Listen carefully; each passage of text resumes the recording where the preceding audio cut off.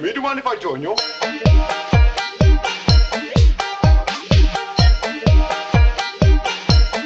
Are you sure you don't mind?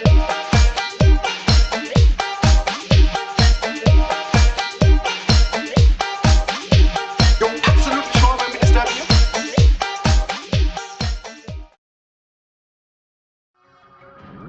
Rodimus Prime, you have embarked on a journey into Cybertron's distant past. Prepare to look into the face of your creator. That clip was from episode 4 of Five Faces of Darkness, the 5-part miniseries that kicked off season 3 of the Transformers in September of 1986, and it was written by today's guest. Hello, and welcome to the Mental Suppository. I'm your host, Brett M. Herholtz. My guest today is screenwriter, game designer, and author Flint Dille. If you grew up watching cartoons in the 1980s, you probably have seen his name, in particular with G.I. Joe and Transformers, especially the episode we're going to be talking about today. His book, The Gamemaster, is out now, and would you consider it more of a memoir or an autobiography?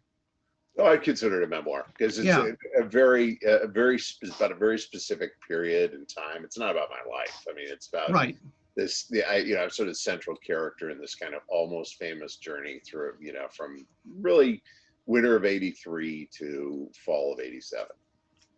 Well, I feel like for anybody who grew up watching, cartoon or television animation in the 1980s, this is a great book to read, especially because you feel like as a reader, you feel like a fly on the wall to all these things that are happening at the time. So thank you for appearing on the show, Flint. Great. Happy to be here.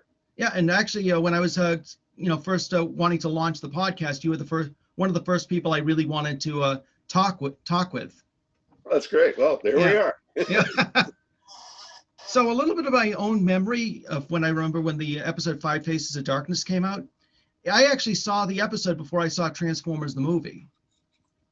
Right. A lot of people did, because if you didn't see the movie, that's what you would have seen on TV. Exactly. My parents. That's really interesting context to see that in, because, I mean, I don't think we had one real conversation about it, but I think we sort of assumed everybody would have seen the movie or known what happened in the movie. Right. Because it would be really surreal to just all of a sudden there are all these new characters there and there's no Optimus and who's that head floating around the plane, in space and all that. Yeah. It's funny because a lot of it I found out from a friend in grade school, because he had seen the movie and he had just talked about that. So I knew about the characters like Unicron, which I think he accidentally called Unicorn when he was explaining it to us. But it was one of these. I got to confess, when I first heard the name Unicron, it came out of somewhere at Hasbro. Predated me. I thought that was the stupidest name I've ever heard in my life, and I hated it. And it's like, it sounds like unicorn, and we're gonna people think it's a My Little Pony spinoff. Unicorn. Cut to 35 years later, I'm out there, pitching the Unicron giant, that's right, action figure in history, and I think the name's just great. But if I'm totally honest, at the time I thought, what a terrible name. But yeah, for me, I didn't see the movie first because we didn't actually go out to see movies a lot when I was a kid. I mean, I think I can only remember seeing like a handful of movies, and I don't think my parents relished the idea of sitting through like an 85-minute toy commercial, in the theaters. Or yeah, I didn't get taken to a lot of movies. I didn't have really a movie family. I mean, look what happened. So I do remember seeing Five Faces of Darkness was the first one I saw, and just like you said, it's like where's Optimus Prime? Where's all the characters from like the 84, 85? So it was just very interesting, from that point. And it's probably still one of the best stories written in that season, especially one that you have described as being a very dark, season 3 took a very dark turn. But I think for that one, just, it sort of was just like a very unique episode. Well, it was a 5-parter. It was to kick off the 87 season or 80, and 87, right? Yeah. 86, 87. Yeah, one of those years. It was to kick off the season, and everybody knew it was a huge, pivot from season 2, which in itself was a huge pivot from season 1, but season 2 kind of morphed It started Yes. out, that they, kind of very soft kid show, I would say. Yeah. Then I was pulled off of G.I. Joe and put on Transformers because we were getting beat out by a thing called GoBots. And they wanted us to put them, I'd never heard the term edge before. Remember, Sunbow was basically an ad agency, and they said, Oh yeah. why don't you put the same edge on that you put on G.I. Joe? And so over the course of season 2, it kind of went from being sort of the kid show to being the a lot of people would argue that was sort of the pinnacle Transformers era. Then you have the movie. Everything is now 40 years later, which doesn't really matter to a bunch of robots, but and you have a whole new set of characters, and part of that was dictated by just the nature of the characters. That in season 1, they all looked like things in our world. Yeah. And so it had to be set in our world. They're in disguise in our world. By season 3, I mean, you're looking at Springer, and he's that turns into a what? That turns into I mean, and they're very science fiction looking. Yes. And, I mean, even Hot Rod, was not something you could drive around in the street real inconspicuously. That doesn't look disguised to me. Maybe something Elon Musk could, but Yeah. So that was so season 3. Also I've got to stop saying also it was the nature of the toys. It was because we didn't know what we were doing. We felt our audience was getting older and more mature, and we discovered really more with G.I. Joe. We brought it over to Transformers, that a lot of people in our audience were parents who were watching it with them because there was a recession going on then. Oh, that's right. We Yeah. had to do a show Dad would watch. I say that in the book. And so season 3, I don't know that we really set out for it to be darker, but it was anywhere around going to be more science fiction-y, Right. less Earth-centric. It was after the movie, so for the first time ever, you had kind of death in the world. Yes, The really that's right. joyful thing about the first 2 seasons is nobody got killed except Jetfire. Yes, that's right. Legal problems revolving around the character. But other than that, now we had half the product line wiped out. You're after this war. You got a severed head floating around the universe of Unicron. By the very nature of it, it's going to be harder core stuff. Right. And season 3 has always been really controversial for that reason. And so 5 Faces of Darkness was the controversial thing that led into season 3. And granted, it in our mind was contextualized by the movie, but if like you haven't seen the movie, all of a sudden, what's going on? Yeah. I had an inkling of some stuff from like the ads that were, being, sent out on commercials at the time for the movie that, is Prime going to die? And so you think it was even as a kid, you're like, oh, that doesn't sound good.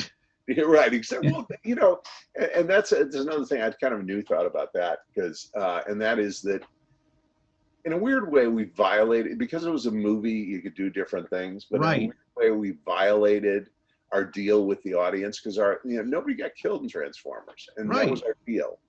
And so by all of a sudden killing a bunch of characters, we sort of changed the rules. Now everybody knew it was a movie. From our point of view, all we were doing was we were we were meeting the toy needs. We had to get rid of the toys that were canceled. Usually you just have them disappear. But all the way through the series, we'd gotten these faxes that said, okay, we're discontinuing, Deep Dig and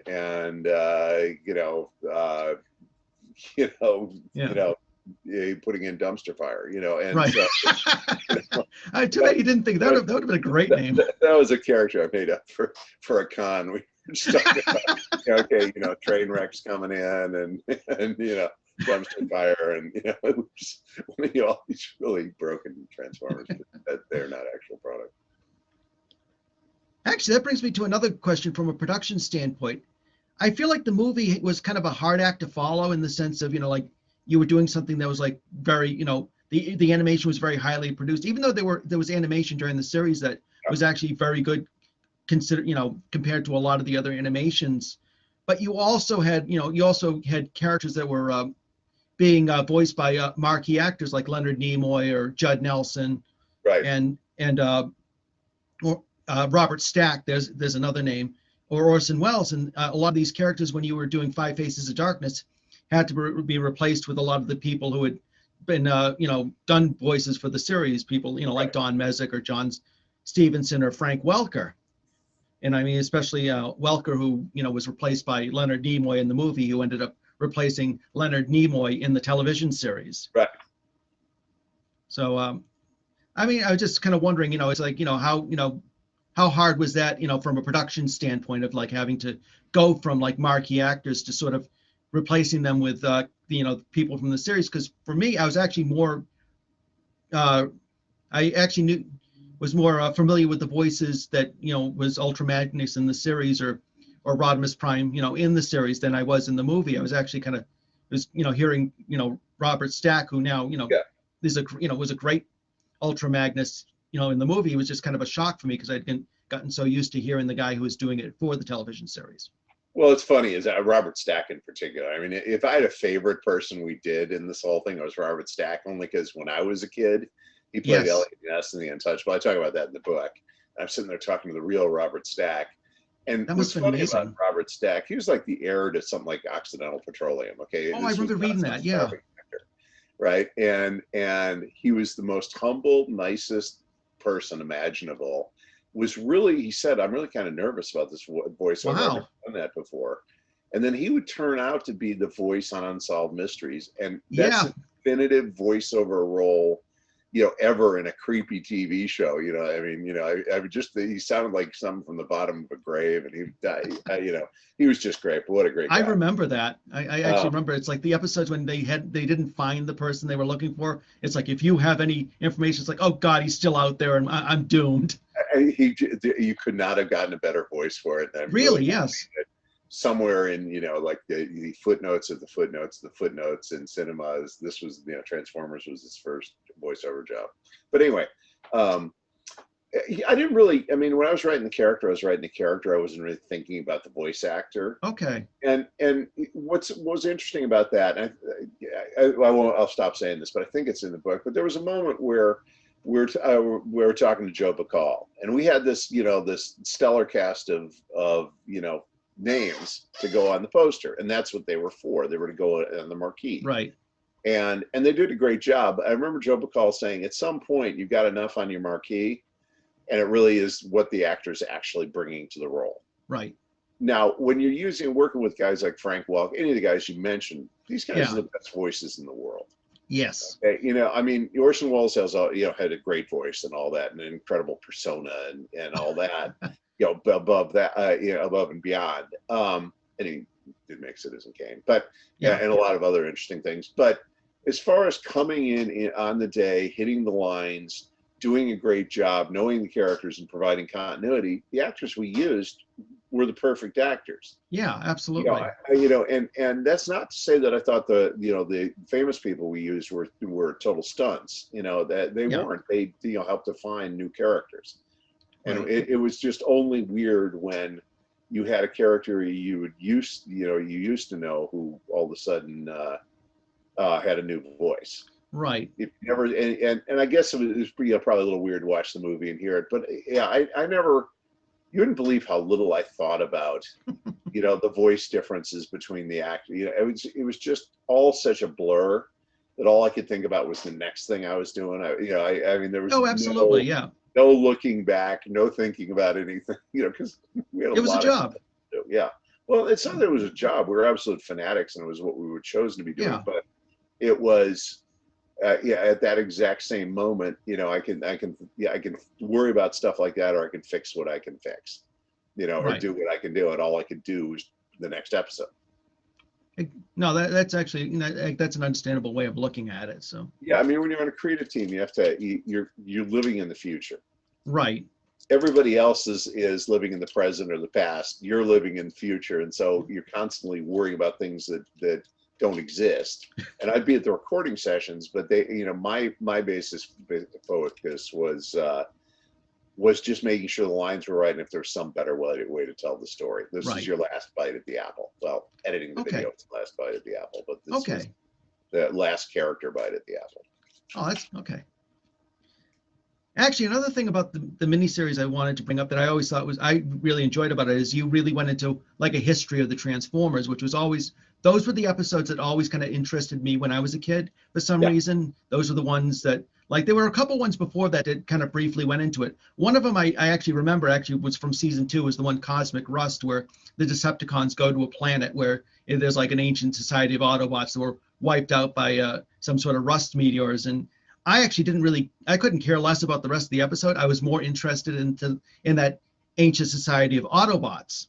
Right. And actually, in the miniseries, we come to find out that the Quintessons are the creators of the Autobots and the Decepticons. And one thing I wondered, was that always in the plan to have them as the creators in the script, or was, because it's like in the movie they kind of come off as like this sort of side story for Cup and Hot Rod, but you come to find out that they play a bigger part of the tale. So was that always in the plan, or was that something that sort of was created over time? We kind of figured out along the way, you know, Okay. because bear in mind, you know, when season 1 happened, nobody was thinking in terms of continuities, and nobody was thinking about origin story, and nobody was thinking about any of that. It was just, That's true, yeah.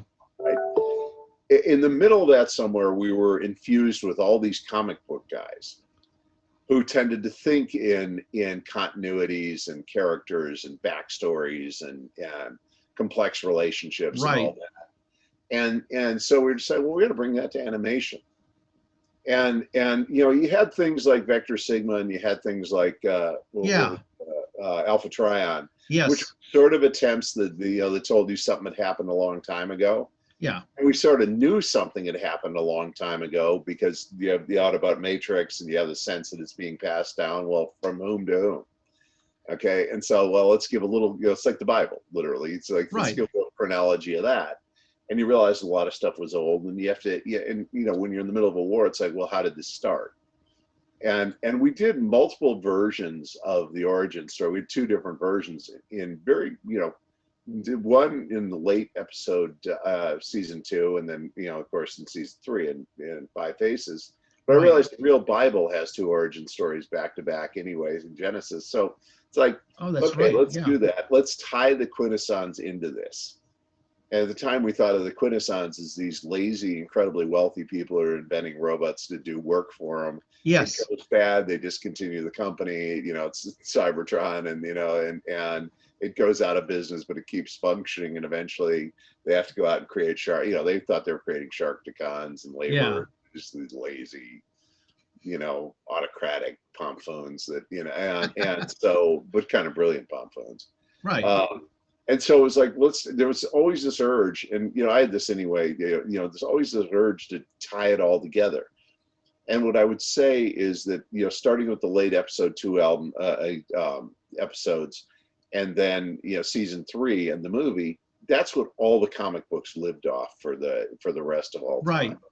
Because you put in these little hints, and somebody will build an entire continuity off of stuff, and the ghost idea that it's been sitting in this the whole time was Jay Bacall and I came up with this idea for the movie that was basically the Autobot Matrix was the secret of Cybertron. It was the thing that transformed Cybertron.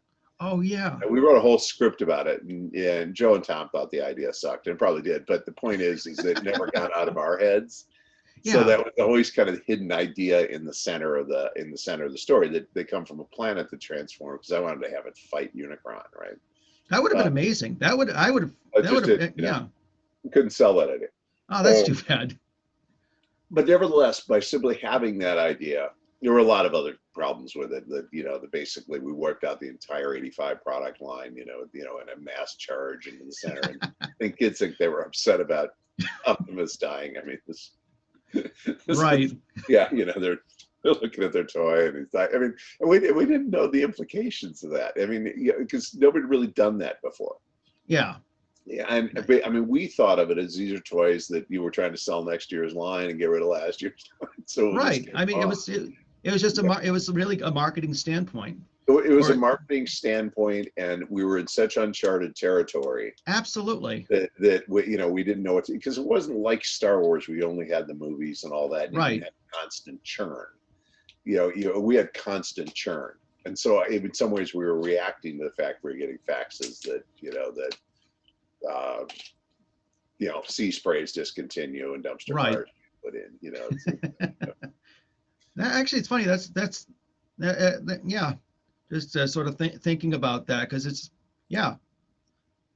Just so actually, another thing I wanted to bring up was you did something interesting character-wise in season 3 with making Galvatron imbalanced.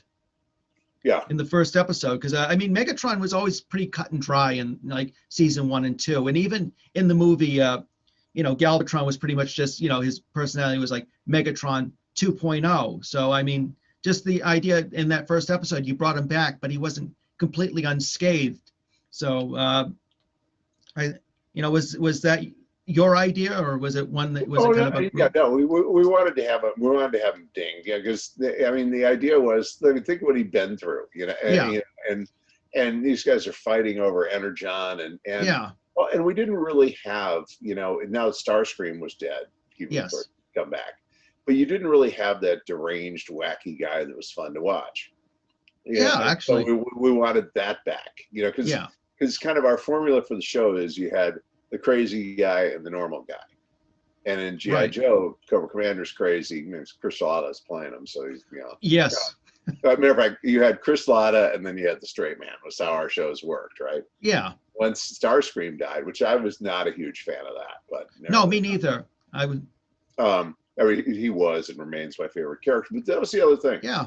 Is we didn't know at the time that the first three seasons, or first 2 seasons, had established the base of the Transformer characters.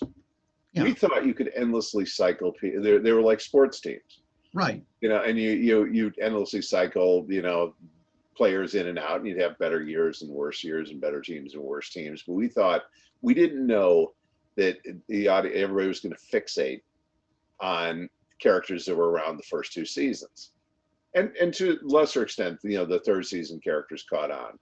Right. But there came a point where they just didn't create a lot of characters after that, unless there was some reason they were doing it, like they wanted a lot of female characters. Things like that. Yeah, actually, because you had the one episode where you introduced these female Autobots you never really saw again, but then you had the character of RC who came in during Transformers the movie. So it's like, it sort of adds to that, that not so much the continuity, but the mythos of the Transformers, that there's more than just the established characters. There's like this whole, going back to like, yeah, because you mentioned in your book you're a big fan of world building, which is something I've always enjoyed as well. So. Mm-hmm. And the whole idea, I mean, yeah, that's probably the thing I brought to it, because I was the only game person.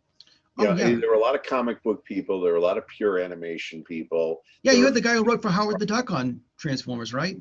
What? You had the writer from Steve Gerber from Howard the Duck. No, it's the other way around. Steve Gerber recruited me. Oh, okay. Yeah, Steve Gerber was the first one of our group that was hired by Sunbow. Okay. And he'd fallen behind on G.I. Joe in late summer of '84. So he called me up and said, "Hey, you want to go story edit some stuff?" I wasn't ghosting anything. I mean, yeah, Sunbow was well aware of me. Right. And then later hired me afterwards. He said, "Hey, we need an associate producer." Oh, wow. Said, "We need an associate producer, and we have character. We named a character after you, so you have to take the job." It was Joe Bacall's pitch. How can you say no? Yeah, you do it. Yeah, it's like, oh, wow, here's Flint. But anyway, so Gerber brought me on, and and he was Gerber.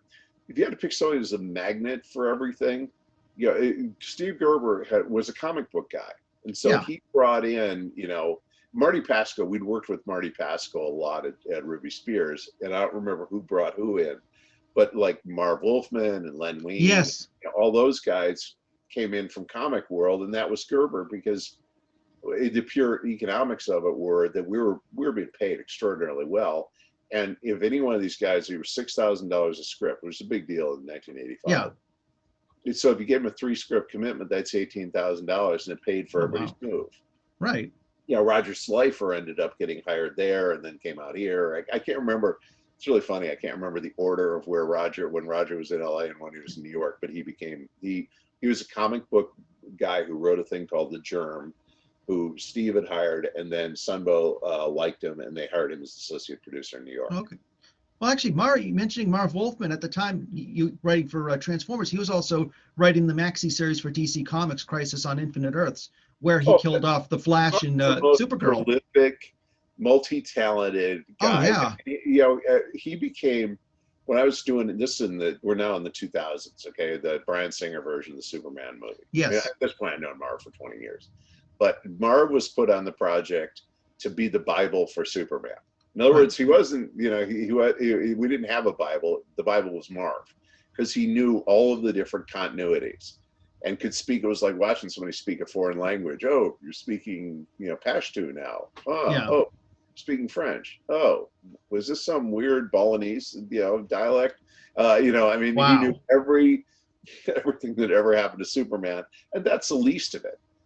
I remember talking to Frank really early on, about Marv, because I didn't know any of this stuff, right? I was just Frank Miller? Yeah, Frank Miller. Oh, and he wow. was saying, oh, you ought to read Marv's early horror. It was brilliant. And I said, I never even knew Marv did horror. And sure enough, I went back and read it. It was, and then Marv, anyway, she came on Superman, and I ended up saying, hey, you want to just write this game with me? Yeah. And so Marv and I were writing the game. He went on to he's written like great game stuff. He's probably the most versatile, absolutely, Mighty Morphin writer around. I mean, just considering he was doing all that and then writing from maybe 1980 to the mid 1990s issues of Teen Titans without anybody really taking over for him. I mean, that's incredible. He ought to write about. I mean, I would love to read. As a matter of fact, I learned more about Marv from reading a book called Cavalier and Clay. Oh my God, I still need to read that one. Okay, Marv is mentioned in the acknowledgments in that book because Marv was actually there, and he worked with Stan Lee and Jack Kirby and Steve Ditko, all those guys when they were, still themselves. I met them all later on in the 80s, but he was there like in the 60s. Oh wow! When all this stuff was being made up, and Marv's created like half the characters you see on, in the Marvel universe. Right. All of Teen Titans. I mean, just look at the list. Sometimes it's extraordinary. Well, it's funny because he recently appeared on the episode of The Flash. What's it? I'm not his agent, by the way. I was. Just I'm not. I'm just. I love hearing these stories. That's all. But I remember, seeing him recently on like an episode of Crisis on Infinite Earths, doing a Stan Lee sort of a cameo where he comes up and tells Supergirl and the Flash that he's their biggest fan, and he said, he goes, I never got a chance, but I kind of want to whisper in their ear, I'm sorry I killed you. I think that's what's great about it is Marv's the closest thing living to that era now. Yeah. And now that the Stan Lee's not around and Jack Kirby's not around and all that. I mean, what's fascinating about him is he's still doing stuff. Right. He's my role model. Yeah, he's a brilliant writer. I've always loved his stuff. Actually, mentioning Frank Miller, once I started kind of getting out of Transformers, Dark Knight Returns was actually one of the first graphic novels I ever owned. So yeah, well, and you see, that's exactly, they were forged in the exact same mill in the exact same. Yes, that's right, and I think that's incredible. Yeah. But actually, another thing I wanted to mention about Five Faces was it had been mentioned in the past that some of the stuff that you wanted to use for like Secrets of Cybertron, you ended up using for Five Faces. Is any of that true?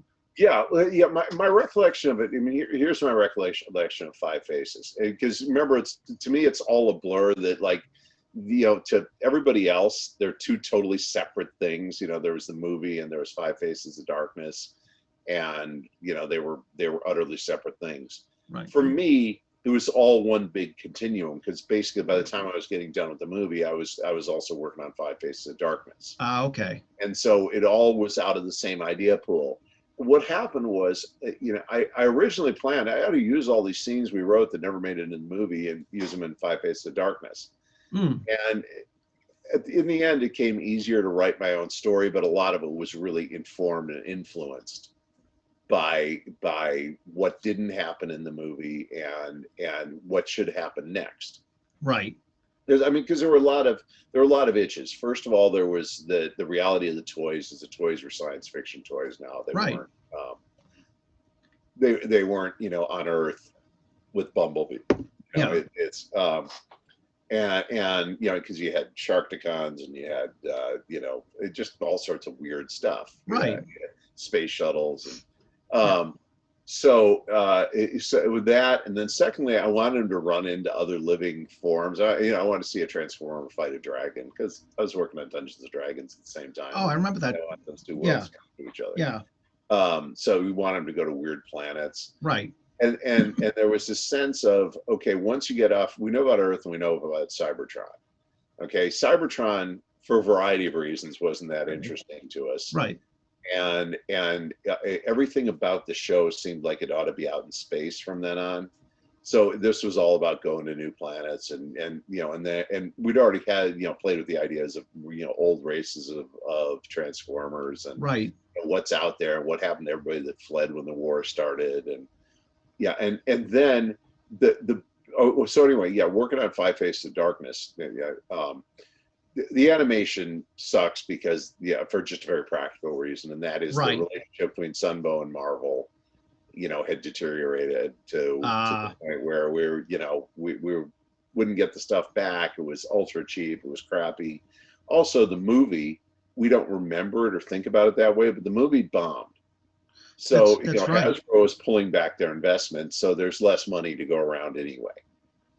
All the handwriting was on the wall. Well, I was actually working on Five Faces of Darkness was probably before the movie came out, so it was an optimistic world, but it was actually produced and released in Grimworld. Right. Then, about the time that's all in production, Hasbro all of a sudden gets very upset about the fact that we killed off Optimus Prime, as if that was our idea, Right. And it just. You have to just figure a bunch of different things were happening. Stephen Assenfeld had gotten sick. We didn't know that at the time, and he was dying. Oh. And so things were changing at Hasbro. The whole toy show world was changing. It was like new regulations, and so there was this kind of part of probably the grimness of the third season. Was that there was this kind of sense of doom, hovering over us and what we were doing. The era in which we were doing that, which had been so, actually those 3 years sort of feel like the episodes of the shows. I mean, right. You're in Saturday morning world, and and everything's kind of, it's like almost like an old time kids show. Right. Two is, we're entering a new world here. We have to adapt, and we got all these comic book writers, and let's have continuity. Let's start hinting at all this stuff. Right. And then the movie is, we're introducing a whole new toy line, and we have to kill off everybody, but we've got this massive budget, and we're gonna do this movie, and Orson Welles is going to be there, and then the movie kind of crashes. You get season 3, and you get these episodes like Starscream's Ghost and Dark Awakening, and so you don't get darker than that, and it probably, I mean, I'm psychoanalyzing it probably to a flawed degree, but it did match what the world felt like. And then Marv was brought on to write The Return of Optimus Prime, right, where they were going to undo this horrible mistake they made by killing Optimus Prime. And I've thought for a long time, I said in the book, but that if we hadn't killed Optimus Prime, nobody would be talking about it now. It'd be like Voltron, or it'd be one of those other shows at Bask that have their fan bases, but they're it's not like Transformers. No, I couldn't agree more. And actually, it's funny you actually answered my next question, because it was about the just sort of the dark turn the series took with episodes like Dark Awakening, which take place in an Autobot mausoleum where they're fighting a zombie Optimus Prime, and and basically you watch it's kind of ballsy if you think about it now, because it's like one of these things, you killed off the character in the movie, and it's like, not only that, you kill him off again and blow him up in a supernova, you destroy the mausoleum, and they're all, it's like they're dead and nobody's coming back. But I personally think it's just it's kind of a gutsy move to make it at the time. Well, but I mean, that probably Dark Awakening, if you had to find something, it was the perfect intersection of the darkest aspects of Steve Gerber and myself manifesting. Right. I don't even remember who wrote it, but I remember sitting around plotting it with Steve. That probably that was sort of the apotheosis of all the darkness, I know. that we'd restrain. And plus the fact, we're working with Frank and Dark Knight's coming out, and it's like Right. we're literally taking it seriously.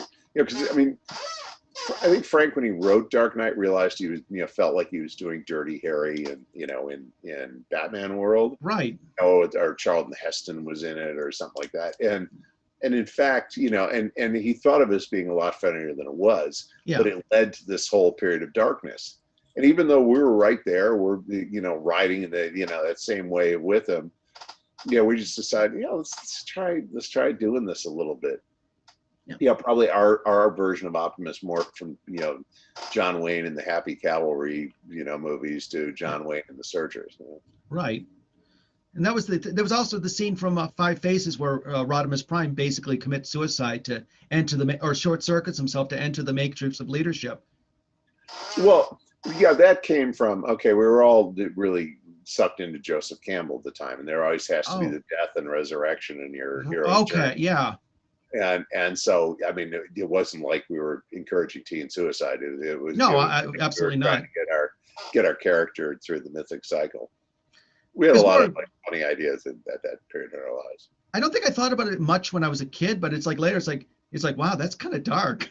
Yeah. But still, I mean, it was something we're still talking about. I mean, that whole thing of him learning the history of the Transformers, I thought was a great scene. Yeah. Nobody's talking about the 63rd time, in the desert in season 1 when transform and roll out Autobots, Decepticreep, and nobody's talking about that. You are talking about those moments where the character does something kind of shocking. And I think at that point, because superhero stuff's always been like that. And at that point, we're probably taking ourselves pretty seriously. And plus the fact we'd already done 90 episodes of pretty straight stuff. So we probably started bored by it. Want to do something. And even around that time, people had talked, they'd mentioned in the past that, the death of Optimus Prime was kind of when the, that's what kind of killed the series, metaphorically speaking. And I don't really agree with that. I almost feel like, with every, you look at a lot of the toy shows at the time, like Masters of the Universe, which they didn't kill off He-Man and then suddenly bring in a new He-Man, but the show eventually went through its cycle and, like anything, lost its popularity. Yeah, it refreshed it. It's like, there are people where Rodimus is their favorite character.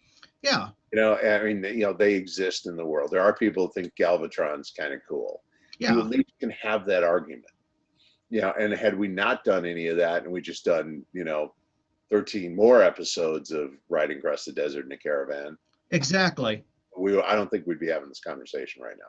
But yeah, you're right. I mean, even bringing up the fact that the show got more, it was already a science fiction show, but it got even more science fiction-y in the 86 series where, you're in space and you're finding all these new worlds. I think a lot of the more interesting episodes, actually somebody brought up online the episode where Cyclonus actually puts Galvatron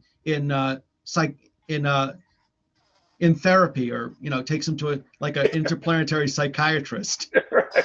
Yes. Yeah. Well, we're just in this mode of, let's just try a bunch of stuff, because I mean, I think we all knew it was the last season, it'd be the last time we'd be working on it. Right. So let's just, if there was any idea we had, let's just try it. Yeah. No, I just thought, there were just so many. But the episodes like Dark Awakening, Starscream's Ghost was another one. I actually really enjoyed that episode, even though it was very dark. That the whole you have Chris Latta back as the voice of Starscream. Yeah. Yeah. I mean, to me, like no Sunbow show is complete without Chris Latta. I mean, he really, I mean, he was what we brought to it that nobody else had, because I think Joe Bacall found him doing a stand-up act in some Greenwich Village, club. Yeah. And that was not the usual origin. So we had a lot of our actors who were comedians, and they were always trying to just go to the belly room over at the comedy club. Hey, I'm going to be in the belly room at midnight. And it's like, first of all, I'm not up at midnight because I have to be in your damn recording the following morning. And second of all, I don't want to go get humiliated and abused at the comedy.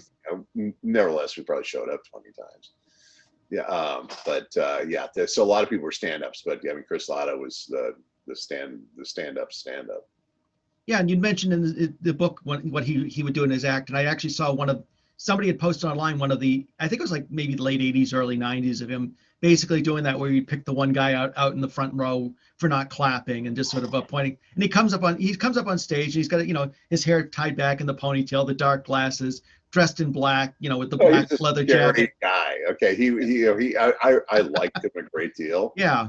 But I mean, his entire persona was scary, ex-con. That's what he was always be playing. He was not. He kind of looked like every comedian of that era. I remember, a lot of them having that look, but still, yeah, you're right. Oh, no. I mean, he was extreme even by that era. The other voice actors were kind of unnerving. But when he would come into the voice sessions, he brought an energy to it. Yes. Because, I mean, most of the voice actors, I mean, they're all kind of quirky, fun people, and they still are. I mean, I saw dinner, a year ago or somewhere before COVID. And they're delightful people, but they're Chris was a wild animal. I mean, I mean, he was, it was very much like this inmate had been, unleashed on, the institution. And let's say they're all probably, you wouldn't be doing that if you weren't a little bit crazy. But I mean, absolutely. They're like contained crazy, and Chris was. Yeah.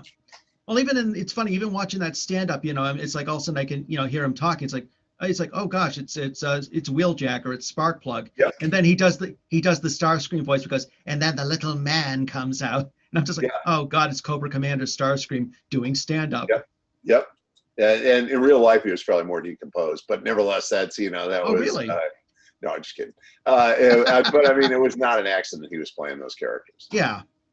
No, you're right. He brought, he just brought this sort of edge to the playing. Yeah. It's like, I don't know if they were like really, would you call the characters really conniving or would, No. They were just absolutely kind of crazy and power mad. And no, I mean, Starscream was always duplicitous from the point of view that he was always trying to get rid of Megatron. Yeah. Which is my favorite line in the whole movie is, "But wait, I live." Yes. That's that was actually in the movie. That one, and when he shoots the trumpets, the Constructicons are playing for some reason, are always my two favorite Starscream scenes. Exactly. No, I mean, well, he was just such a great character. He's gonna put the crown on his head, and then we see the crown rolling along. He has that moment of that moment of delusion where he's going to be the Decepticon leader.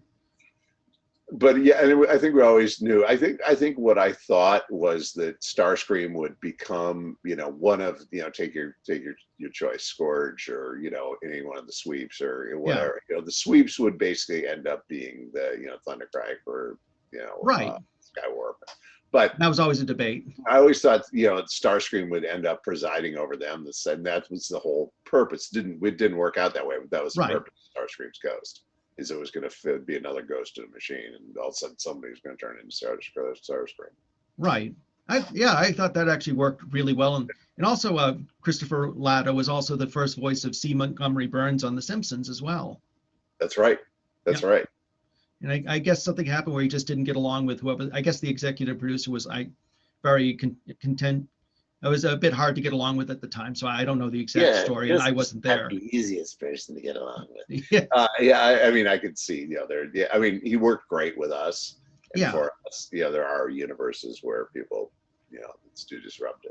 And you mentioned in the book the whole thing about, picking up Chris Latta from jail one night, and he never really told you what for. I think he said jaywalking. It happened twice, and you never got a straight story on what he was exactly. Why I was standing at the North Hollywood or the Hollywood Police Department, bailing some guy out of jail. It's jaywalking. It's like, LAPD, doesn't usually pick people up for jaywalking, right? But like the guys at the courthouse, I just gave them, it was like $1,575 both times. It's like some number like that, right? And I just gave him the check, but they wouldn't tell you what he was in for. And so it's like, okay, and we'd be sitting in some breakfast place and it would be jaywalking, and I wasn't about to argue with him on the point. And, and he'd be at the recording session the next day, with the voice that sounds like barbed wire. So that was pretty much it. Yeah, he was. But for Five Faces of Darkness, so obviously it was a bridge between the movie and the season 3, and so we were trying to set this big smorgasbord. You want to put the Quintessons in there because that ties you to primal history Right. ties you to the galaxy, it ties you to aliens, and it sort of signaled that's where we're going with the series now. And they were just a great design too. I mean, just the flipping faces from the movie or in the television series, and just That's the toy I've always wanted to see, and we never got them as right as we should have. And in Five Faces of Darkness, I mean, in the, and I don't know whether I botched it or the animation didn't come back right or what, but like all the faces, each face had a different voice and attitude towards them. Yes. But they all had the same five faces, so they'd all be. It was like I thought of them as being kind of like a slot machine, right? Where like they'd all be talking, they'd be flipping around, and you didn't know which was going to dominate, and and all that. But yeah, I mean, we just never got there because season 3 was problematic. Yeah. Well, actually, that was another scene from the movie where. So, it's like they execute the robot and all of a sudden each face starts laughing. That was always a great visual in the movie. Yes. Yeah. There was a lot to do with the Quintessons. Yeah. So, I mean, that scene was kind of brought up. So, and actually it's funny, you mentioned earlier the matrix of leadership. I mean, there was something I know the comic books and the TV series were two different, entities and being done by two different writers. And that's something that you really can't, that nobody would really do nowadays, but it's still in that time, in that era, I didn't mind knowing there was like this version of Transformers and that version of Transformers as a kid. But in the original comic run, the Marvel comic run, there was something referred to as the creation matrix, which was nothing like the matrix that you guys ultimately created, which became a lot more well known from the TV series. Yeah, I mean, it was just the reality was there was just almost no communication between the comics and the TV.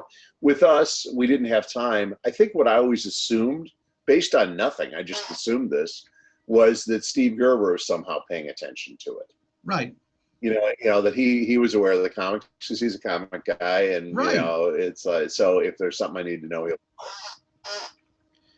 Actually, one of the things in the comic book that they did that I always would have loved to have seen on the animated series was there was like this big battle royale between Megatron and Shockwave in the comic book, where Shockwave basically kicks Megatron's tail and becomes leader of the Decepticons. Right. Yeah. No. Yeah. I mean, we just, as I said, we just had no awareness of that. And the truth is, when as recently as like 2014 or whenever, when Chris Metzen and Olivia Rondelli and I did a Transformer graphic novel series, nobody from the, about that? Oh, I remember that. Yes. It is the Autocracy trilogy, right? Oh yeah. And and this like it's like there's like 400 pages of stuff, and we had no communication whatsoever. What? Who did the artwork for it? We're having like sync problems. Sorry about that. Delay. So all I was trying to say was that we had no communication whatsoever with movie guys or TV guys or Hasbro or anybody. I mean, it was just we were just kind of on our own with IDW. So I don't think now the comics and the movies or TV shows are very synced up, except when it's specifically having to do with the movie or the TV show. No, that's very true too. Yeah, because I mean, a lot of the, like say the Marvel movies are not synced up with like the Marvel comics. It's like two different. Most comic book worlds, and it is. It's just too hard, and there you have multiple titles. I mean, it's just it's too hard. And the one time we tried to do that was Visionaries, and it was disastrous. So nobody wanted to do that again. So because Marvel had been developing it first, and I had no idea they were developing it, and I had been developing it. Sunbow had been developing it, and everybody wanted their development, and everybody thought the other guy's development sucked, and it was just a bad, just one big mess. It was a mess. Oh, that's too bad. Yeah, and so I mean, people need a certain amount of autonomy. You can share ideas, you can share worlds, you can be aware of what each other are doing, but at a certain point, the comic book guy's got to go write his comic book, and you got to go write your TV show, and that's how it is. And I think the kids out there who might be listening, need to understand that back then we didn't have the internet and message boards or social media. So I mean, there wasn't that there wasn't emails or people being able to instant communication. Yeah, I mean, the communication was good enough because we actually knew how to talk on the phone then. But Exactly. it was just there was no reason for the communication. The comic book's doing fine in its Right. world. I mean, it wasn't like somebody had this idea that there was an ideal that they'd be synced up. Okay, you Right. know, that was, yeah, and even now, I mean, you know, how many continuities of everything are, you know, have gone in the last 10 years? You know, now everybody's just used to that idea of that there's this and there's this, and they're a little bit similar, but they're not slave to each other. Absolutely. I mean, if you think about it, like the Tim Burton Batman movies, nothing like the Christopher Nolan, which is nothing like the Batman versus, you know, it's like everybody's different. It's like everybody's different Everybody versions of Sherlock understands. Holmes. And at the exact moment the Tim Burton things we're doing, yeah, we're going, Paul Dini and Bruce Timm, we're doing the Batman Yep. animated series, which may be better than any of the other ones, you know, and Yes, I couldn't agree more. you know, and that's all in its own world, and Frank's doing year one, and yeah, and then their regular Batman series is just going, and I think it's great. I mean, I just reread, maybe I'm kind of a Batman guy. Reread too. my favorite comic book of all time. This is a Batman. gosh. Stephen King writes the introduction for it. I remember that one. I remember when that came out because it's like when the Tim Burton Batman movie came out, it was like everything just, you know, blew up at that time, Batman. Yeah, because what's cool about it is that you have a lot of the artists from the Silver Age. It's obviously post Dark Knight because there's a lot of Right. reference to that, and it's this moment, and you know, every chapter is written is drawn by a different artist. Yeah. Okay, so you have, and they all started trying to harmonize, but there were all the distinct styles, and it's like this museum of Batman. It was a really wonderful thing to read. You know.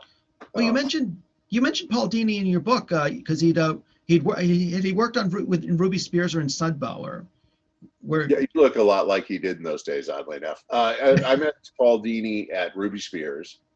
Then we Yes, went up that was- to Lucasfilm together. Then he would come in and out. He didn't write that much for Sunbow, but you know, his friend Beth Bornstein wrote a bunch of stuff. He was always around. I mean, Okay. he was up at Lucasfilm for a number of years, but Oh, he was always in our circle and around. I mean, you know, we were always going to movies and talking about stuff. And yeah, you know, and to this day, I mean, you know, I've talked to Paul in the last 2 weeks. I mean, he's a very regular person in my life. no, he just because you mentioned him as having like I think you mentioned in the book him having like an encyclopedic knowledge of Batman, and it shows in the Batman animated series. Unbelievable. All of them do. I mean, one Yeah. night that doesn't make it into the book because it happened after the book ended. Is Frank and I were sitting over, Frank Miller and I Yeah. were sitting at Trader Vic's, right? And this is back when he was still smoking restaurants. Yeah. So I'm smoking Oh, I cigarettes. remember those days. Frank's smoking cigarettes, and we're drinking these, you know, hyper overpowered, you know, Mai Tais, and actually Navy Grogs. And in walk Paul Dini and Bruce Timm. Yes. And so the totally by chance, they just happened to be coming there that night, and they were just starting on the animated show. And it was this Batman conversation. And like in the real world, I'd be a quasi Batman expert. Right. I mean, I love the Adam West show. I read all the Oh, I do Silver Age too. Oh, comics. yeah. You know, I've talked to Frank endlessly about it, you know, and you know, and I was always a Batman guy. Yeah. And yet at that table, I was just this ignorant guy who'd never heard of Batman. You know, it was like, and all of them would help, not Bruce Timm, but Paul and Frank and Jim Lee would help create a character called Sin Tzu. This is, you know, long after the book. Sin Tzu was a video game character, and I'm in video game Guinness Book of World Records for the only person creating a Batman villain outside of the comic books. Oh, wow. And that was because John Nee, who was head of consumer products at that point, just said, I'm sick of the Joker. Let's make him a new guy. Let's make him an Asian villain. And since I had John Nee and Jim Lee, nobody called me a racist for doing it. So, yeah, and then by the time, and Jim Lee drew him, and like, you know, yeah, I didn't create him, but Jim Lee, I mean, you know, an extraordinary talented guy.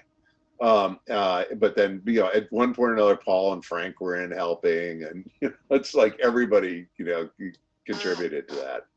But those relationships went all the way back to, you know, this period. Yeah. Well, that's another interesting thing you mentioned in the book, but it was you actually working on Transformers the movie while Frank Miller was working on, you know, Dark Knight Returns, and just the two of you, you know, comparing notes. That's the first scene in the book. That's exactly when we met. you mentioned him looking like John Lennon, and when I read that, it's like, Yeah, he kind of does. He was kind But, of offended by that. He's never liked that Ooh. comparison, but he actually is kind of John Lennon. And but that's what he looked like when he came in, because I mean, I'd heard of him. Yeah. You know, he was already, you know, kind of a famous guy. He was just starting with Dark Knight, but that was already lighting up the scoreboard, but I never met him. Yeah. You know, he just came in and he's got this ammo bag and, you know, it looks like John Lennon, you know, and yeah, I mean, maybe I was Paul McCartney, but I mean, one way or another, we just hit it off immediately. Yeah. No, I just thought that was just the fact, just like, well, I'm trying to figure out a way to kill off a robot, whereas he's trying to, you know, figure a way to Superman and Batman fight. Yeah. Exactly. Which is a great scene from the book. Well, yeah, because I mean, what's funny about it is, like, I didn't really understand. That's when I realized, you know, that, you know, in the real world, yeah, I know a lot about comic books, but I always thought, well, Batman would have to have kryptonite to fight Superman. And by the way, there's your continuity answer. And Frank said, wait a second, think of Superman like he's George Reeves from the old TV series, or he's like from the Fleischer Superman. Right. He can't fly and run the planet around and turn, you know, time back. He can't do that. He can jump tall buildings.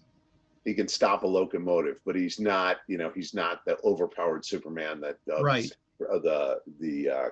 Christopher what do you call it movies? Oh, Christopher Reeve. Yeah, I know what you're talking about. Movies. He wasn't that overpowered Superman. He was the Superman I grew up with, and that Frank grew up with. And what's really interesting is you could look at that and squint and look at Dark Knight's totally different. But if you replace Adam West with Clint Eastwood or Charlton Heston, you get pretty much, you know, what brought Batman back to life. I always thought Brian Dennehy, if he was still around, would have made a great Dark Knight Returns version of Batman, because he was just kind of big and boxy looking, like Frank Miller drew him. I think of him as kind of being a Sin City character too. Oh, that's right. But yeah, I mean, Brian Dennehy could be anybody from. He could also be Commissioner Gordon if you did a really. That's true. Yeah. Gordon. Yeah, he was just a great actor. But it's funny you mentioned the depowered Superman, because I think that was around the time they were actually giving Superman less powers, and I think John Byrne had taken over the books, and they were just making Superman a little less, you know, all powerful and a little, exactly. Well, at a certain point, and that's what Stephen King talks about in that introduction and the thing I just showed you. Okay. At a certain point, you know, Superman gets so powerful that nothing can defeat him except kryptonite, and then you got 3 flavors of kryptonite, but you lose your powers forever. Red kryptonite, so you got to use that sparingly. And you know, and all of a sudden the character gets less interesting. I mean, if there's no vulnerability, you're not interesting. Yeah, you know, you got to. It's a very childish kind of character, and I think there was a moment around Christopher Reeve where Superman had become almost a children's character, and Batman was about to become an adult character. That's true, because I mean, that was around the time they were developing the Batman movie, even though it would be another decade before it came out. And the Dini Tim run of Superman and Batman animation really harmonized Superman and Batman again. I think that's still one of the best, best like amazing, shared universe. Yeah, amazing work. I mean, if you want to go do a template for what a good shared universe for superheroes to be, you know, go with the one Bruce Timm and Paul Dini created for the DC animated universe. No, absolutely true. We'd mentioned a little bit earlier, but I actually wanted to talk a little bit too about The Secret of Cybertron and what you remember about it, because from what you said in the book, actually, that sounded like a much more interesting version than the movie we got. Even though I did enjoy the movie we got, I just thought, you mentioned the whole thing about, this, delving into the planet and, Cybertron actually becoming a giant robot and battling Unicron. I thought that would have been just such a amazing visual. Right.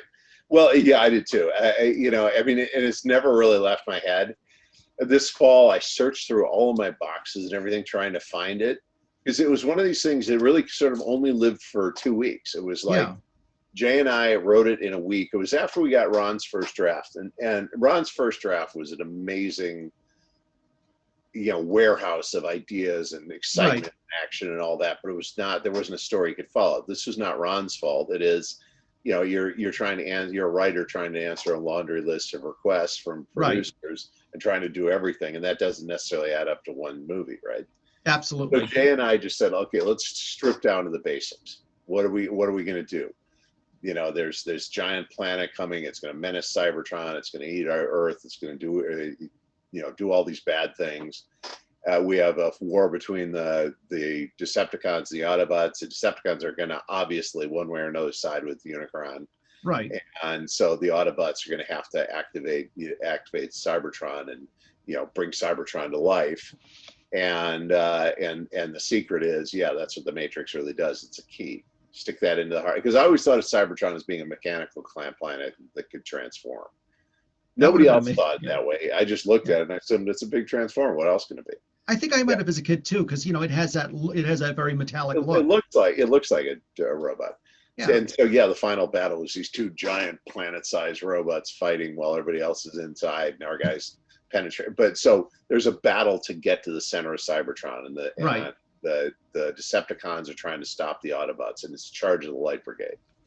And which you can see if we tilt the camera, you'll see I actually have the Charge of the Light Brigade on my wall right there next to me. Yes. Okay, so it's this giant Charge of the Light Brigade. And that wiped out, pretty much the 85, 86 product lines. And we were real excited about that. And Joe and Jay and Jay McCall and I wrote this in a week. And Joe and Tom, it's like, I don't think so. But ideas from that kept sneaking back in, to the story. And those guys were incredibly patient with me. Tom Griffin and Joe McCall. I mean, I was just such a pain in the butt and such a prima donna about the whole thing. But so that was the version of it. And I might, the last place I could have it is I have a bunch of the old, I think I wrote it on a Mac. If not, I wrote it on a Deckmate 2.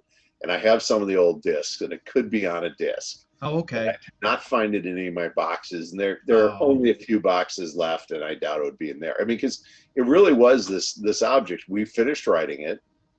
We gave it. I would imagine, Tom Griffin had it, definitely. Joe Bacall had it. Jay Bacall had it. Maybe Nelson, Roger Schleifer, probably Carol Weitzman, and maybe Doug Booth. And that's all the copies there ever were.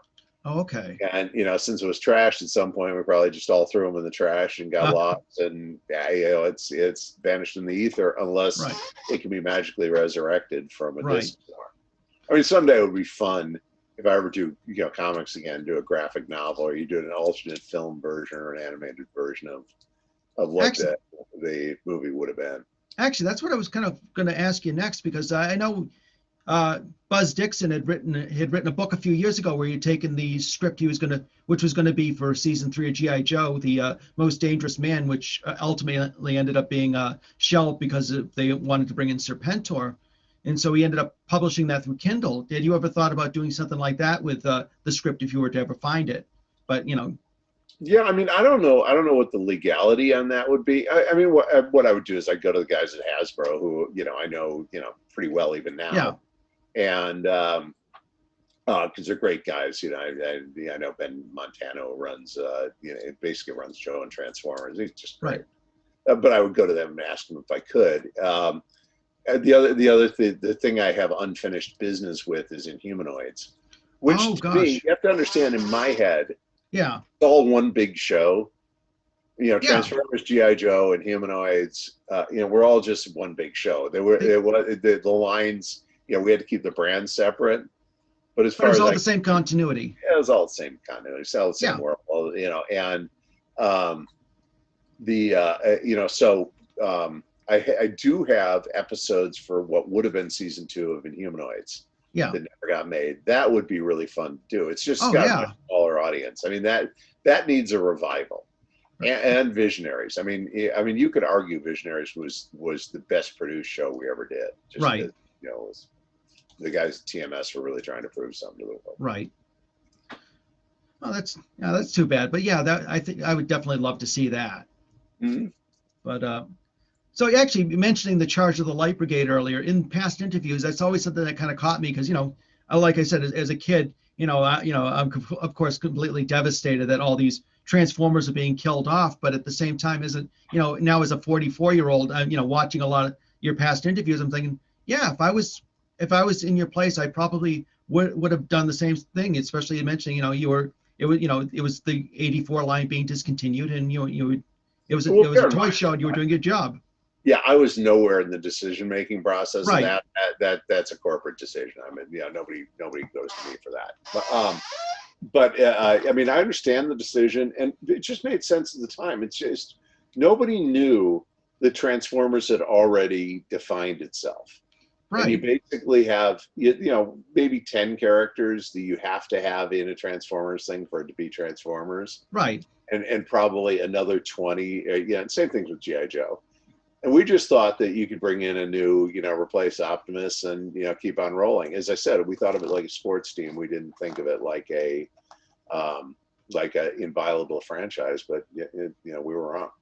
And I think even before that, there was not really a show that had really done, and they'd changed characters and nobody had really blinked an eye. And I think this was really the first time where people, especially in an animated series or a cartoon, whereas this was the first time that, there was a really big turnover where there was a reaction to, characters being changed. Yes. People are wondering, well, if we just changed him, people would be wondering, where's Optimus? Right. And that, and that was the weird thing is that, it's at a certain level, you either have to change or you stagnate. Exactly. And we split the difference between the two. We changed, then we changed back. Yeah. Then we created our own almost alternate, continuities right then and there. Yeah. And then there's the comic continuity, and now it's all this massive, play set that is Transformers. Exactly. And people are, and like we said, people are still talking about it today. Yeah. If you hadn't killed off Optimus Prime, if the movie, now the movie's considered a cult classic, and people still watch it. People still, there's, we were talking, doing interviews, 20th, 30th, maybe 40th anniversary. I mean, it's sort of one of those things that, like, you kind of think back to a lot of the movies that were not big hits at the time, say like an Adventures of Baron Munchausen, which was a bomb in the box office, but people sort of picked up on it, through DVD and video sales later on. Oh yeah, well, anything by Terry Gilliam is like that. Oh, absolutely. I mean, Brazil, oddly enough, is probably the most accessible film. Right. But Baron Munchausen is one of those movies that's not as good, that's better than the sum of its parts. Yes. In other words, there are scenes in it that are just some of the best things you've ever seen. Yeah. It's all this kind of lumbering, mess. Right. And it's just, it just shows, things, things may not hit at the time, but we're still talking about them. Yeah. Well, the other thing too is we were one beat kind of early for that baby boom echo, which was when all the Disney animation movies took off. That's right. And where the first American Tail took off and all Yep. that. And we were a little bit early for that, and we were just giving people in theaters something they felt they got for free on TV. So why are they going to this? We were just in a whole new territory. Right. We gambled through the dice, but I would argue if that movie didn't exist, we'd probably also not be having this conversation. That's true too. Yeah. It was. If you think of it as a long-term investment, it was an incredibly good one. And I feel like at the time, the only animated movies that were in theaters besides Transformers before that were like anything produced by like Ralph Bakshi. Yep. Or Heavy Metal or stuff like that, and it's usually or the weird, the occasional kids animated movie, Rescuers or Black. Oh yeah, or something like that. Exactly. Actually, Black Cauldron is one of my wife's favorite movies. And I said, and I think I talked to her. It's like, yeah, I remember they said it bombed. She goes, yeah, probably because it scared the heck out of kids. Yeah. Oh yeah. I mean, it was just a weird time. But then what would happen was, it's called the baby boom echo. Is demographically all the baby boomers, who were this huge demographic group, they all had their kids, and that became the whole Disney run. Right. And Transformers, and everything we're talking about is kind of a result of that. Yeah, I feel like it's like there was that moment when like Who Framed Roger Rabbit came out, where suddenly it was like there was that boom in animation, where all of a sudden it's just like things and everybody changed. wanted cartoons back, and people were taking them seriously. Right. That was so you're right. So actually, to wrap things up, I remember watching one of the interviews you did at a convention where a fan mentioned, had you ever wanted to do like a reboot of the third series of, where you'd redo the, maybe take the stories and redo the animation. I'd like to go a step further and say, would you want to do a series 4, take where the Return of Optimus Prime left off and just sort of branch off from that, and sort of create a new story. Further continuity on G1. Yeah. And I think they're sort of doing a little bit of that now. No, I would. What I was specifically saying is I would just love to take Five Faces of Darkness, get all the scenes in there, because there's stuff that never made it into it. Oh, really? We had to sort of edit around it, or add, put in other dialogue and stuff like that. Animate them properly and treat it like it's a sequel to Transformers the movie. Right. So it'd be it's still animated. You're optimizing it, and so you'd have a companion piece. Right. No, that would be amazing. Yeah, a couple times at conventions, I've screened it, and people are really kind of happy to see it because everybody's seen me do the Transformers the movie, but right. And that's kind of why I wanted to talk about Five Faces of Darkness, because I feel like you probably talked about Transformers the movie so much since the 20th that this is something that sort of doesn't really get noticed as much, but still, for me, I mean, story-wise, I still feel like it was like probably one of the most well-done stories and most interesting stories of that era. Not only that, just because at the ending, the Rodimus Prime gives that whole speech about, the quintessons, we found a creator who's, but we've also found an enemy, to paraphrase. I don't really. Yeah, right. Yeah. No, I mean, it was, we're actually trying to make it about something, and it flagged this moment of when we went from being episodic to when we went, everything was continuity. Because really, season 3, they're very modern shows, and that was true of the other Visionaries and Inhumanoids too, right. In the sense that they were complete episodes themselves, but they were carryover. Yeah. Because something changed, and I think it was with cable. We were in syndication. That's right. But yep. There was a time when the reason everything was serialized was you couldn't count on the guy in Topeka, Kansas, to put the episodes on in the right order. Right. So you had to have, it didn't matter what episode he picked, it would make sense. And then something changed, and people learned to get them in the right order. And so we just started doing, having a little bit of continuity. It was mostly every episode would have a beginning, middle, and an end to be a contained story, but you wanted some stuff to hang over to the next episode. Yeah, because I think for me, when I was watching it, it would have been on like the UHF channel 56 in Boston, where I live. Yeah. So. Yeah. Yeah, I remember UHF channels. Yeah. I do very well. Actually, that whole day when I realized that televisions didn't have the UHF controls anymore was just kind of a weird moment, because I've been you've been so used to them all your life. Yeah, no, that's really funny. I mean, I didn't even thought about that, because there was UHF, then there was VHF. Yep. And then cable came in, and all these shows, it's probably not an accident, hit the scene of exactly when cable and broadcast television were at parity. Yeah. In the period after that, it would, cable would take off, and the period before that was all broadcast television. And now it's all streaming, but there's some broadcast left. Right, absolutely. Actually, getting back to, like my question about redoing, doing a season 4, it would be kind of nice to bring back some of the original voice casts that are still around, like Peter Cullen or Frank Welker, Susan Blue. Absolutely. Just have them, they're still around. Neil Ross. The weird thing is none of their voices change. No, not at all. I mean, they can still do the voice, and it sounds like, the same as it did in the 80s. It's very interesting. No, you hear Frank Welker, and like you said, he can, he's not only just like voice acting, but just like creating noises or characters or dogs, animal noises. He just, it's like that, it's like Frank Welker is a I couldn't believe the things he could do with that. I remember we were doing the Insecticons, and I was saying, well, okay, this is an Insecticon, but he's also, he put a little more insect in there, and I put a little bit more robot in there, and he would just do it. And I felt like I was, torturing him, but what it really was is I was just so amazed by what he could do that it was like, we can get a sound nobody's ever heard before. Let's keep trying stuff. Well, one of the most amazing things I remember about him was him in an interview saying was him creating the voice of Megatron. Him talking about having this like cave of noises or caves of sound where he would just like create this create the voice of Megatron, which almost sounded like it was coming out of a cave, or it made him sound very like he was in pain or something like that. Yes, no, it was incredible. Yeah, he was really good that way. Yeah. And just the two of him and Peter Cullen talk about, finding out Optimus Prime being killed, reading the script, and he's like, I'm not after Page such and so, and Frank's over like, oh.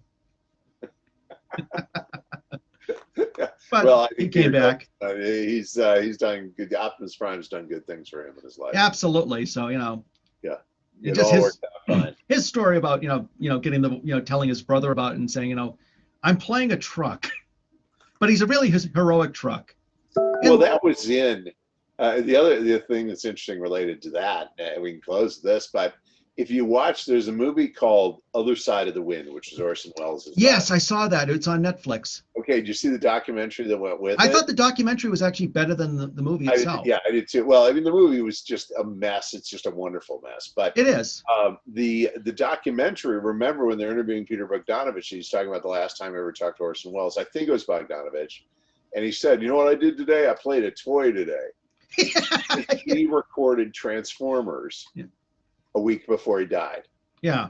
And it's really funny. Okay, so the real Orson Welles gets up, walks out of Wally Burr's studio, gets in this kind of modded, car he had because, for his wheelchair, accessibility modded, and goes home, talks to Peter Bogdanovich on the phone, and the last thing Bogdanovich hears him say is, "I played a toy today." That's very cool. Little did Orson Welles know that an entire generation would know him for exactly that reason. I've always found Orson Welles very fascinating, especially later on, when he was like doing stuff like on doing interviews on the Dick Cavett show, when he was like, when he got a bit more eccentric and was doing like stuff like magic tricks. I always just found him to be just such an interesting character. Oh, he was. I mean, Hollywood only made one of him. Yeah, absolutely. Absolutely unique character. And I had met him a couple of years before with Gary Gygax because he wanted Orson Welles to play a dungeon master in a Dungeons and Dragons movie. Right.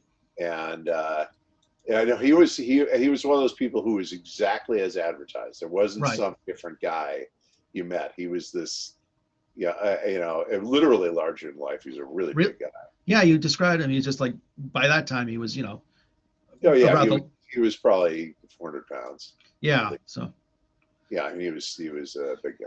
He was, and when I read he was almost the voice of Darth Vader too, somewhere. I don't know how true the story was. Yeah, I don't know how. That. I mean, he was everybody's idea of the ultimate, voice of power. I mean, he became the model for that. So it doesn't surprise me at all. Right. Actually, I was just watching a movie with him recently. The one with Gene Wilder and I think Donald Sutherland. And I think it's now or something or what? Something like Start the Revolution Without. It's something like that. I can't think of the name, but he only shows up at the beginning and he's just like, I'm Orson Welles and I'm not even in this movie. And I think he ends up showing up and getting killed at the end of the movie. So there's so many. I mean, he was just one of these one-offs who. Yeah. There were so many things he did that, nobody ever did again. And, I mean, some of them were kind of corny and they look funny to us now, but they kind of add up to. Right. Wow, the world was a more interesting place because he was here. I mean, the stuff he did for radio, the movies like The Third Man, even Citizen Kane, which had, things that were just like innovations at the time. I mean, he was just. It's the top of everybody's list of best film that ever made. That's right. Pretty good credit. And him in the elevator with I think her saying, "Are you gonna come see the movie?" And he says, and Hearst is like, "No, I'm not." He goes, "Well, Kane would." Yeah, you wonder what that's a movie it's sort of been in the middle of watching. It's just kind of sticking on my thing is Cat's Pajamas, which is Peter Bogdanovich's movie about the murder. It was actually the murder of Ince, but it's William Randolph Hearst, a major character in it. Okay. Yeah, and then there's The Cat's Meow. Because Eddie Izzard plays Chaplin in that one. Yeah, exactly. Yes. Yeah. Oh, that was a good film. I forget who plays Hearst in that one, but he kind of plays him as a real bastard. Well, he probably was. Yeah. But that's for another conversation. Anyway, exactly. So yeah, I mean, you want to ask more stuff or you think of more stuff, just ping me again and I'll come back. Yeah, sure. No, it's great having you on the show. This was real. Perfect. This was a lot of fun. Okay, great. Have a good time with it too. Prime! One shall stand. One shall fall. Why do you throw away your life so recklessly? That's a question you should ask yourself, Megatron. No! I'll crush you with my bare hands! I'd like to once again thank our guest Flint Dille for stopping by. Next week, we will be chatting with author Johann Michaels about his latest novels, Future Machine and Warpaint. Until next week, this is Brett Enum Herholz saying, I knew I'd disturb you. The Mental Suppository has been produced by Brett Herholtz and Jamie Billings and distributed by M the Media Project. Theme music generously donated by Mr. B, the Gentleman Rhymer. Visit his webpage at gentlemanrhymer.com. We would love to hear from our fans. Email us at mentalsuppository@gmail.com.